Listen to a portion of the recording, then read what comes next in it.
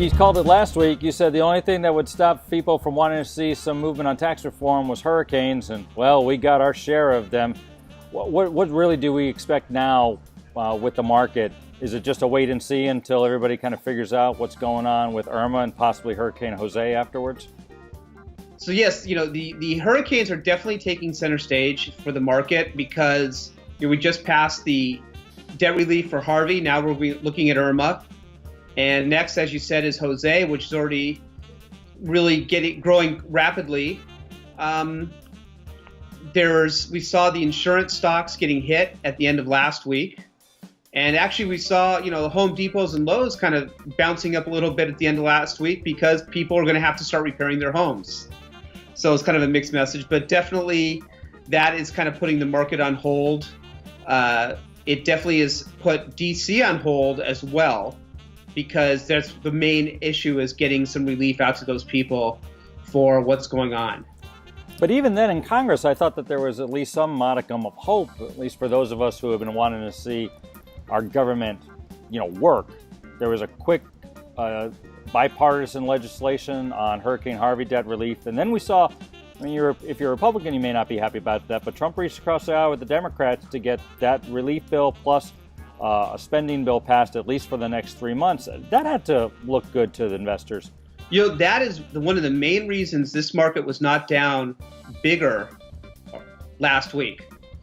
We started the week off with the whole North Korea, where the market was down big. And then we had some bouncing back, and a lot had to do with President Trump reaching across the aisle, which is why people voted for him, to kind of, bypass these old political issues that people were tired of. And hopefully this is the start of something new, and it will lead to tax reform being passed and helping this, all this quicksand and people not getting things done in Congress. And it'll help everything move faster, which is what the market wants to see. Fair enough. But, there's a looming news bulletin that I'd love your take on. Experian says now they got hit with the security breach, and it could have affected as much as 145 million was the figure I saw.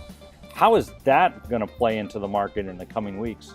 Yeah, I was surprised it didn't have a bigger effect on the market Friday, because that is just monstrous when you think about it. Because as you said, when you take the kids out, that is a lot of us that now have to worry about whether we've been exposed to any type of fraud. And when you think of Experian, you're hoping that your data is safe, and now you know it's not. So the amount of money that Experian is going to be paying, I read today that there were already class action suits being filed. The amount of money that stores are going to have to, they're not going to collect, that banks are going to have to refund. It's just going to be huge if this is truly a breach that causes all kinds of identity theft. I was truly surprised it wasn't a little worse, because I think the ramifications could be huge. It's my opinion, but it's something we definitely need to watch to see what happens. And it leads us to wonder who is really safe out there. Well, time will tell for sure. Our thoughts and prayers also to the folks dealing with Hurricane Irma, and those who are also going to deal with overseas Hurricane Jose. In the meantime, Mickey, there's maybe a lot of questions about what to do in the midst of all that in Congress. When they have those questions, how can they get a hold of you? They can always email me directly, Mickey, Mickey, at Envestim, ENVESTIM.com.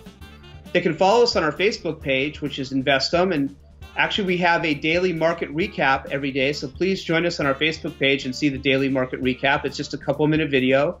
And you can send us questions right on the Facebook page that we will answer each day.